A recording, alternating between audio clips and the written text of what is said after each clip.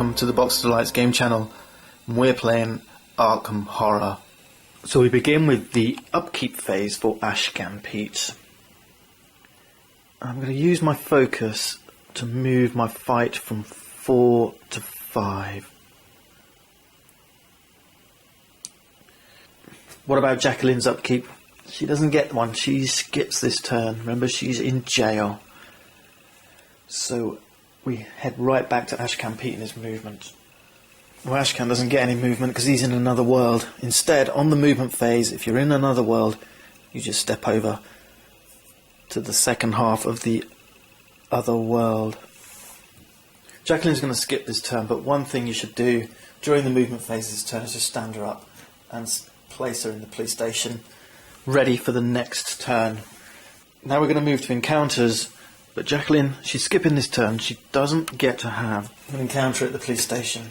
Alright, she's skipping this turn completely. So we'll go straight into the other world encounter phase for Arkham here. Let's draw a gate card. Remember, we're looking for red, blue, yellow, green. Okay. Remember, we're in another dimension, so we're looking for some text in respect to another dimension. There's nothing there, so we'll use the other once more. And it says, it seems that no matter where you go, there are always thieves waiting to prey upon the unwary. Lose $2. Well, Pete's only got $1, but that's enough. He's lost it. And now we can head straight into the mythos phase. And we have a headline. First, let's resolve the gate opening. So we've got Independence Square. Take a little look here. Just compare the Mythos card for the environment we've got in play. Notice this was white, this is orange, kind of an orangey colour. This is a gate burst. What that means is even if we seal the gate, or any gate that happens to be at Independence Square, this gate burst is going to burst right through that, and the gate's going to reopen. So these are pretty nasty, and they come with the Dunwich. They're not in the base game. There's a couple of extra little things that happen when we get a gate burst. Let's go through the basics first. From here, it's going to be just like any other gate opening. The difference is that when we see a gate burst, all flying monsters will move irrespective of their symbol. Right, so let's place the gate, spawn a monster, add 1 Doom token to the Doom track. As per normal. Doom token goes down, that's 3, and we draw a gate. Plateau of the Lane.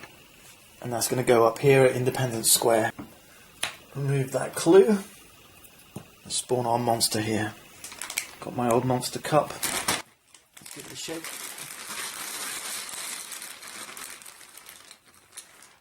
And we get an elder thing. He's coming into Dunwich, so I'm going to grab one of these markers. And we'll get that elder thing down at the Plateau of the Lang in Independence Square. Now here's some compensation for a gate burst. The clue appears at the Unnameable and the train station. So we've got 2 clues appearing. So one here at the Unnameable and one up here at the train station. No monster movement. We're looking for hexagons moving white, slashes, triangles, stars moving black. Well, we have this Gug and that's got a slash on it, so that's going to move along the black lines from the Merchant District to the Miskatonic University. The elder thing we just placed is a diamond, so that doesn't move. But this flying Bayaki will move. It has a circle, and circles aren't on the symbols, but it is a flying monster. Anytime you see a monster with this blue border, you know it's a flying monster. And what happens when we get a gate burst? All flying monsters move irrespective of their symbol. Now, flying monster movement's actually pretty simple. If there's any investigators in a street location, not one of our circular stores or nameable river docks, not one of our stable or unstable locations, but these street locations, then the flying monster is going to fly to the nearest one. If there aren't any investigators in any such location, they're not. Remember, Jacqueline's up at the police station, and Arkham Pete's down in another world. Then the flying monster will take to the sky over Arkham. And there's a special spot on the board for the sky. It's in this little city limits place here. So we're going to place our Bayaki here in the sky. There's 2 more monsters and they're over in Dunwich. And this one's a moon. It's not going to move, but this one is a hexagon, so he's going to follow the arrow. So the formless spawn has joined our zombie here, over in the backward country. The final part of the mythos phase then is to read the text.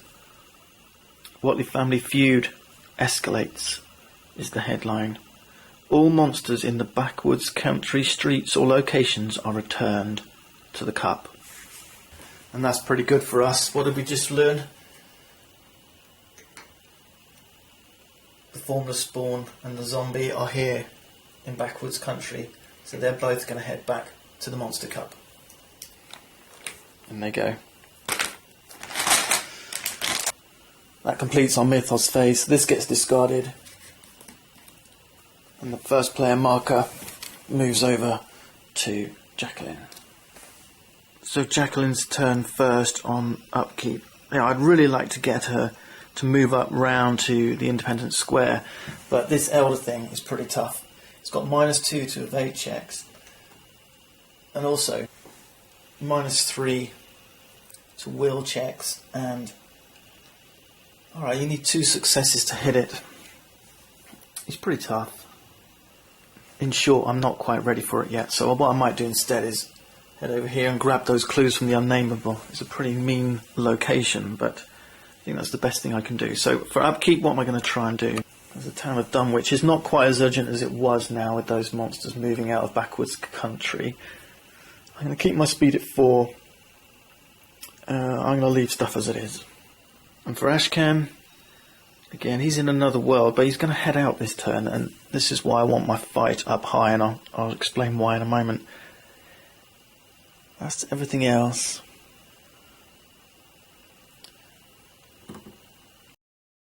I'm going to keep things as they are. So Jacqueline's movement phase now, and she has 4 speed. So let's get her moving. 1, 2, 3, 4 over to the unnameable and picking up these 2 clues. They might come in handy for some skill checks. Now Ashcan Pete, he's in this second part of the another dimension, this other world. There isn't another part for him to step into, so on your movement turn, if you're in the second half of the other world, you move back out of the other world and return to Arkham. And you return to Arkham back through the gate through which you entered another dimension. Now if there was another dimension gate in Arkham, you could come back out that gate. What's important is when you're returning from another world, you come back out of a gate of that same name, okay? So Ashcan's back here at the Unvisited Isle. Encounters. Jacqueline's going to have an encounter here at the Unnameable, and they can be pretty mean at times. Let's grab a card from the Merchant District. And it says, pass a luck -1 check to find a hidden cache concealed in the wall of an upstairs bedroom. Draw 1 unique item. That would be nice. And Jacqueline's got a luck of 2. And she's also got this lantern, which gives her +1 to luck checks. Right, so we have to make a luck -1 check. So our luck is 2. That gives us 2 dice. It's a -1 check. So we go down to 1. And then we can use our lantern to add 1. So that's 2 dice. And remember, we're looking for just 1 success whenever we do one of these skill checks. So it's 2 dice, and we're looking for a 5 or a 6. And we failed. A unique item can be pretty good. And remember, we can spend clues to re-roll 1 dice. So let's spend one of these clues. Let's take a chance. And we'll roll an additional dice.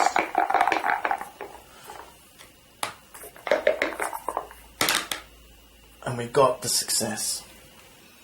What will Jacqueline find? Concealed in the wall of an upstairs bedroom. It is a flask of holy water. And this is going to give her +6 combat checks as a magical weapon. Excellent. I'm sure we'll find that useful at the right time. Okay. We'll shuffle this back into the Merchant District's location deck. You know what, if you want to, I mean, this is sometimes a rule I play with. I wanted to show you the proper rules right now, but what I sometimes do is once I've drawn a location, I discard it so it doesn't come up again, and it just saves on the amount of shuffling. And then once you've got through the deck, then I reshuffle the deck. I mean, it's up to you. I mean, it's your game. You play it how you want to play it. Okay. Ashcan Pete's turn for his encounter in Arkham. And we know he's at this gate now. One thing I should have done, when you return from another world back through the gate, is put in one of these explored tokens here. This indicates that Ashcan Pete has explored that gate, and he's not going to get drawn back through it. That's the point. So if you've got an explored token on a gate, you're not going to get drawn back through it when you enter the encounter phase. So remember that on the movement phase. Okay, so what's Pete going to do now? He's explored this gate. Well, he gets a chance to close this gate and seal this gate. To close the gate, we need to make a skill check, and we can choose here. We can choose to either do a skill check against fight or a skill check against law. Well, our fight's 5, so let's choose, it's our choice, to do a skill check against fight in order to close this gate. Each gate has also got a modifier on it, and this will modify that check. For another dimension here, it's +0, but for other gates, it might be +1, -1, +2, -2. So we're going to use our fight of 5, so it's 5 dice to successfully close this gate. 4, 5. 5 dice, and we're looking for 1 success, remember?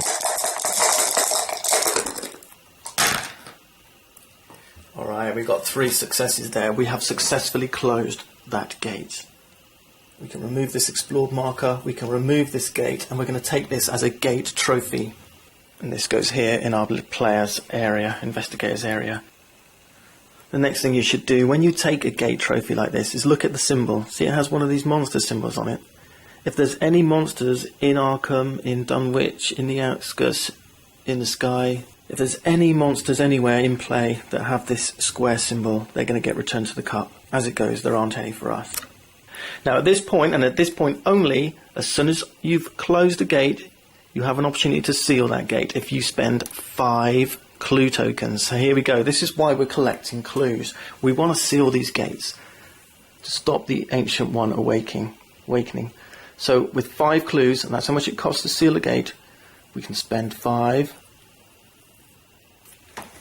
And with that, we can then place an elder sign here on this location to represent the fact that we have sealed the gate here. So if another gate crops up, and it would appear at the unvisited isle, nothing's going to happen. And that's the beauty of sealing these gates. Remember our winning condition. We're trying to stop this Ancient One awakening if we can. To stop it awakening, we need to seal 6 gates. Okay, and that's one of the winning conditions of this game. The other way of winning, but this is, it may sound easier, but it's actually much tougher, is to collect as many gate trophies as there are players in the game. So we've got 1, we're just 1 gate trophy away from victory, but there must be no open gates on the board at all in order to win this way. So not only do you have to collect at least as many gate trophies as there are players, you've got to close every single gate on the board. Now that's hard because every Mythos phase, new gates popping up. And then of course the final way to win is to have this guy wake up and defeat him. The other thing to take into account when closing and sealing gates, we've got 2 gates open at the moment. In a 1 or 2 player game, if we ever get 8 gates open on the board at the same time, then the Ancient One's going to wake up straight away. So that's our encounter phase over. Now we draw a new Mythos card. And it's a headline.